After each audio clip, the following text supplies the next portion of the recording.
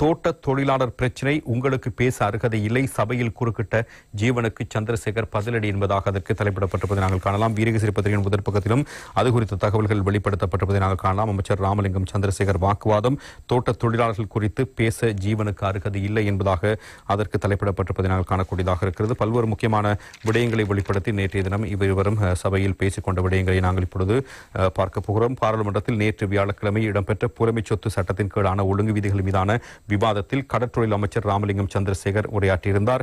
நாட்டில் அண்மை காலமாக தேவையில்லாத பீதியை சிலர் கட்டவிழ்த்து வருகிறார்கள். அதில் ஒன்றாக குடிநீருக்கும் ஆபத்து வந்துவிட்டது என்ற பீதியை கிளப்புகிறார்கள். இவ்வாறான பீதிகளை உருவாக்குவதற்கு கடந்த 76 வருடங்களாக நாட்டினுடைய சொத்துக்களை சூறையாடியவர்கள், எமது பொருளாதாரத்தை பூண்டோடு அளித்தவர்கள், அரசு சொத்துக்களை தங்களது சொத்துக்கள் என நினைத்து தங்களுடைய பாட்டன், பூட்டன், மாமன், மச்சான் என எல்லோருக்கும் பகிர்ந்து கொண்டு அதன் மூலம் கோடீஸ்வரர்களாக, குபேரர்களாக மாறினவர்களாக காரணகர்த்தாக்களாக உள்ளனர் என கூறிக்கொண்டிருந்த பொழுது சபையில் இருந்த எதிர்க்கட்சி உறுப்பினர் ஜீவன் தொண்டமான் ஒழுங்கு பிரச்சனை ஒன்று எழுப்பியிருந்தார்.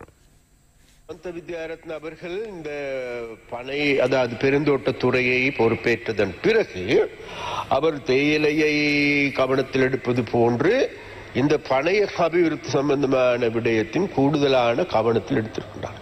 இந்த பனை சம்பந்தமான விடயங்களை மேலும் மெருகூட்டுகின்ற அல்லது இது சம்பந்தமாக கடந்த 30 வருடங்களுக்கு மேலாக இந்த துறை முற்றாக நாசம் செய்யப்பட்டிருக்கின்றது.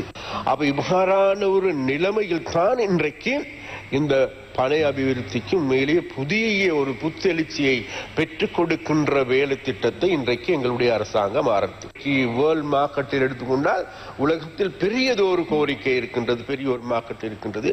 அப்ப அந்த மார்க்கெட்டை நாங்கள் பூர்த்தி செய்வோமாக இருந்தால் எதிர்வரும் காலங்களில் நிச்சயமாக இந்த பனை அபிவிருத்தி துறை சார்ந்த இன்னைக்கு வல்லுநர்கள், அது மாத்திரமல்ல எங்களுடைய அமைச்சர்கள் எல்லோருமே தீர்மானித்திருக்கின்றால் இன்னும் 2 வருடத்திற்கு பிறகு 2.5 பில்லியன் ரூபாய் இதன் மூலமாக வருமானத்தில் பனைசார் உற்பத்திகள் தொடர்பாகவும் நேற்றைய தினம் அமைச்சர் பல்வேறு விடயங்களை சபையில் பேசியிருந்தார். இதனையடுத்து அமைச்சர் சந்திரசேகர் தனது உரையை தொடர்ந்து நிகழ்த்துகையில், உறுப்பினர்களே, தோட்டத் தொழிலாளர்களை பற்றி பேசுவதற்கு இனிமேல் உங்களுக்கு அருகதை இல்லை. நான் உங்களுடன் வாக்குவாதப்பட இந்த இடத்திற்கு வரவில்லை. குடிநீர் தொடர்பில் பீதியை கிளப்ப சிலர் முயற்சிக்கிறார்கள். அதில் உண்மை இருந்தால் நாம் வெளிப்படுத்துவோம் என்றுதான் நான் கூறினேன். எனவே நீங்கள் இதில் அலட்டிக்கொள்ள தேவையில்லை என்பதாக அவர் சுட்டிக்காட்டியிருந்தார்.